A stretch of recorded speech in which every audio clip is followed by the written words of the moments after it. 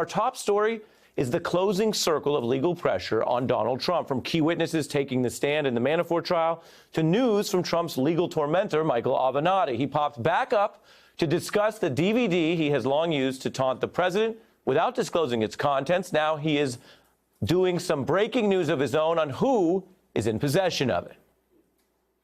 Do you have anything else you can tell me about this DVD? As soon as we get it back from law enforcement, I'll be happy to talk about it. That is new, the assertion that law enforcement are sufficiently interested in this DVD to collect it as evidence. Now, we do not know, and this is important, if Avenatti is alleging there that it's in the possession of federal law enforcement, which could mean Mueller or Cohen prosecutors in New York, or whether it is some other local case, which quite frankly could be far less important. Meanwhile, the other news tonight is that Mueller has completed interviews with another new Roger Stone associate. Her name is Kristen Davis. Now, Stone says tonight that she knows nothing about alleged Russian collusion, WikiLeaks collaboration, or any other impropriety related to the 2016 election. Today also marks the end of the first week of the first case that Bob Mueller has ever taken to trial, which is kind of significant when you think about it. Mueller putting his first cooperating witness on the stand against, yes, former Trump campaign chair Paul Manafort and the accountant who worked with Manafort and now today provided more evidence of alleged fraud to this jury that will decide Manafort's fate. Prosecutors also say they're going to put their star witness on the stand, who everyone has been gossiping about. That's Manafort's former deputy, Rick Gates. So he will be on the stand soon, and that's the first time America will hear from any Trump aide publicly implicating another Trump aide.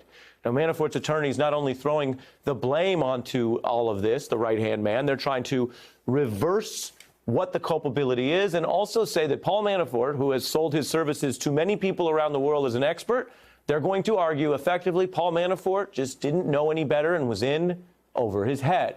I'm joined now on set by California Congressman Ted Lieu, who is, of course, a member of the Judiciary Committee, Stephanie Miller, a radio talk show host and a political analyst, as well as Jay Komanduri, who has worked for the Clinton and Obama campaigns. Congressman, this is a lot swirling around. What do you read in the tea leaves from the Manafort trial? And how do you think the White House is handling it? Because you and your colleagues have said some of the way the president's responded this week adds to the obstruction case against him. That's correct, Ari, and thanks for your question. The walls are closing in on the president. Not only do you have a Manafort trial going on, you've got Cohen with the tape and him potentially flipping. You also have a separate state investigation into the Trump Foundation, which could lead to criminal tax fraud issues. So that's why we're seeing an increasing number of angry tweets by the president. And when he brazenly goes out and tells his attorney general to shut down the Mueller investigation, that's obstruction of justice. And just because he does it in full public view doesn't mean it's not obstruction. Do you have any view as to why he did it that way? There's a theory that we've been reporting on that it looks incriminating, which is why even his own lawyers denied what it was. Oh, this wasn't an order when he said should stop now.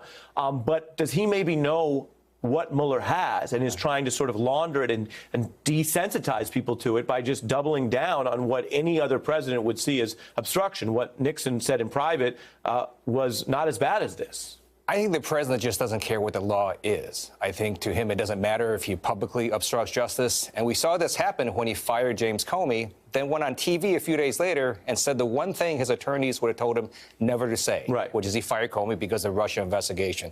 I think the president just does not care, and that's why we need to hold him accountable. Flip the House in November. Jay Komanduri, the congressman mentions the widening pressure and the Trump Organization issues. You've said that this is going to be, if the Democrats get subpoena power, a bigger fight than even what we know now from Donald Trump, because he won't just be defending his presidency and legacy. He will be facing legal pressure on the Trump Organization and his family's future itself. What do you mean by that? Well, this is not just a fight for the political future of Donald Trump. This is a fight for his own personal future. This is not a midterm that we're going into where, you know, President Obama or President Bush is looking to pass legislation to advance their policy aims. Donald Trump is fighting for his own life. He's fighting for his family's business. He's fighting for his legal future. Rudolph Giuliani, interestingly enough, did say that Robert Mueller could indict him after he leaves the presidency. He is fighting for his... and that's legally true. Yes, and he's fighting for his marriage.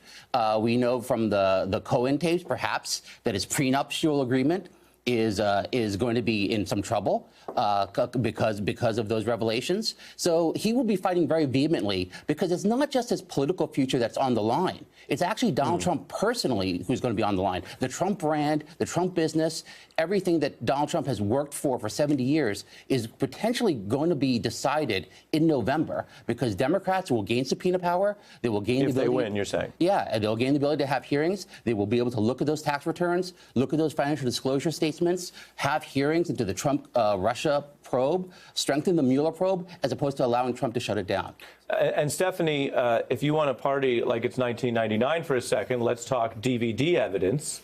Not the usual format that everyone's familiar with, but Michael Avenatti has made a lot of noise about this. Now, they tried to get more details out of him on The View, and he did something there that viewers of The Beat will recognize, which is just random flattery rather than completely providing all the details that journalists want. Take a look at Avenatti on the View. Do they have anything to do with the DVD? Do they have Tapes? anything to do with the DVD? That's a really good question. You know, you're a good questioner. As your attorney, you don't have to answer that. Yeah, I'm gonna take a pass on that. You're gonna one take a right pass now. on I'm it? gonna take a pass. You are. Thank you for the assistance. So he's only giving so much information there with Joy Behar and Sunny Hostin talking to him. But what do you think is the significance that we are learning tonight that this Avenatti-related evidence is in the hand of some authorities? Well, I think the only thing that could be more damning on a DVD is more Rudy Giuliani appearances. You think Now, it might be a DVD of Rudy Giuliani on Fox News? Let me engage in some random flattery. new Ari, theory. because you are not just a great attorney, you're great on television. Rudy Giuliani is neither. And I have to ask your opinion legally. Is he working for Mueller? Is he working for us? Is he on your side? Yes. I mean, I'm already a little bit, I'm having a moment with Ted Lieu and subpoena power. That got me a little overly excited. Can we get a zoom in on, you're having a moment, you're holding the congressman's hand. Congressman, you can move your hand at any time that you're uncomfortable. He won't. I think the Rudy Giuliani part goes to the more serious point that the congressman raised, which is sometimes Rudy Giuliani muddies everything up, whether that's in their interest or not. Other times, though, we see Rudy trying to fix the problems that his client creates. In other words, why is Rudy so messy? Well, he works for a really messy client. I actually think what Rudy Giuliani is trying to do is to get in front of the American people with evidence that he knows is bad that's going to come out anyways. Right. Except he executes in a very bad way. And he says things that just are not true on national TV. Then he has to ratchet that back. And then his client will undercut him.